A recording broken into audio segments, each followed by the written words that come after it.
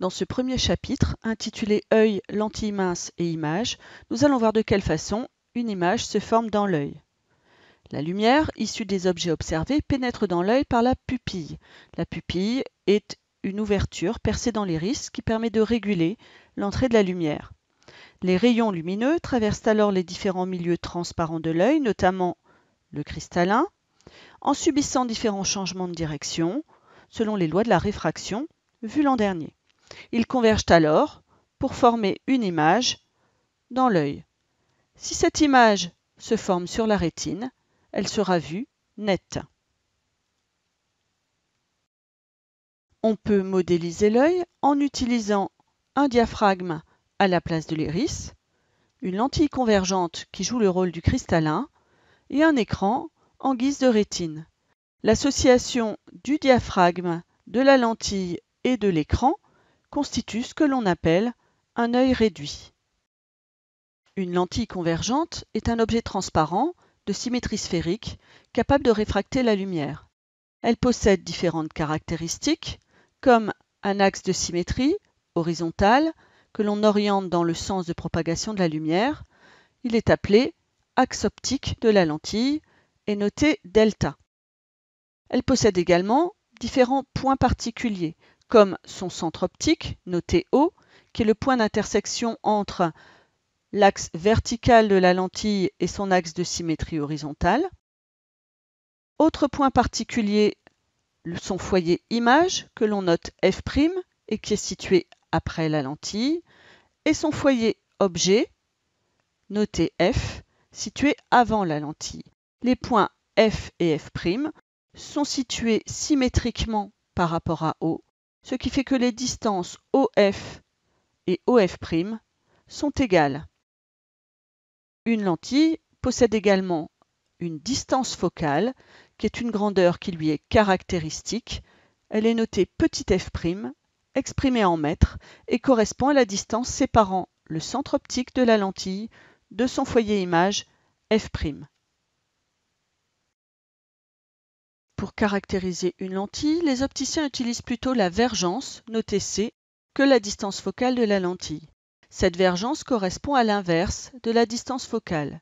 Nous avons la relation petit c égale 1 sur petit f', dans lequel petit f', la distance focale, doit être exprimée en mètres, ce qui nous donne pour la vergence petit c une unité en dioptrie.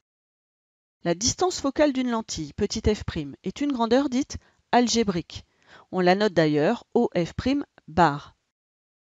On attribue à la distance OF' un signe, positif ou négatif, qui dépend du sens positif choisi.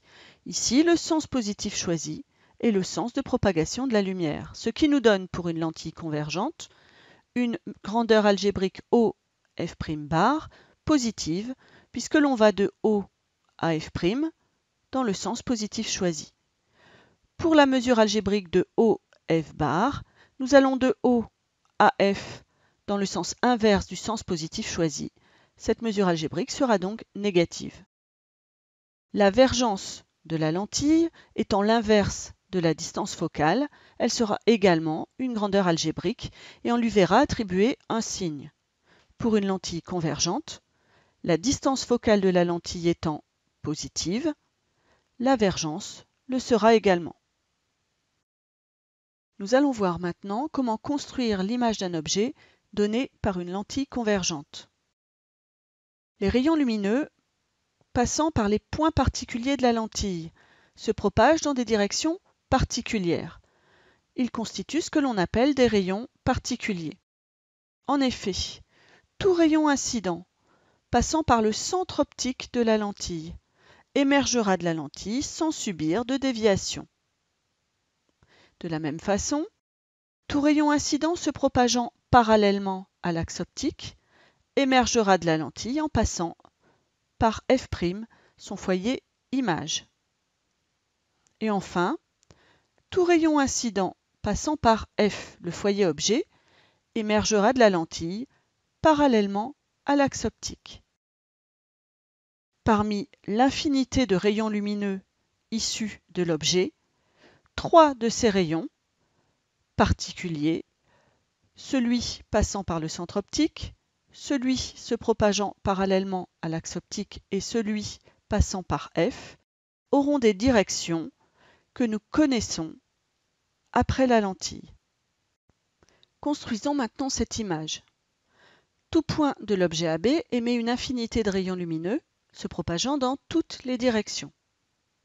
Pour construire l'image du point B, il suffit de tracer 3 de ces rayons, les rayons particuliers, issus du point B.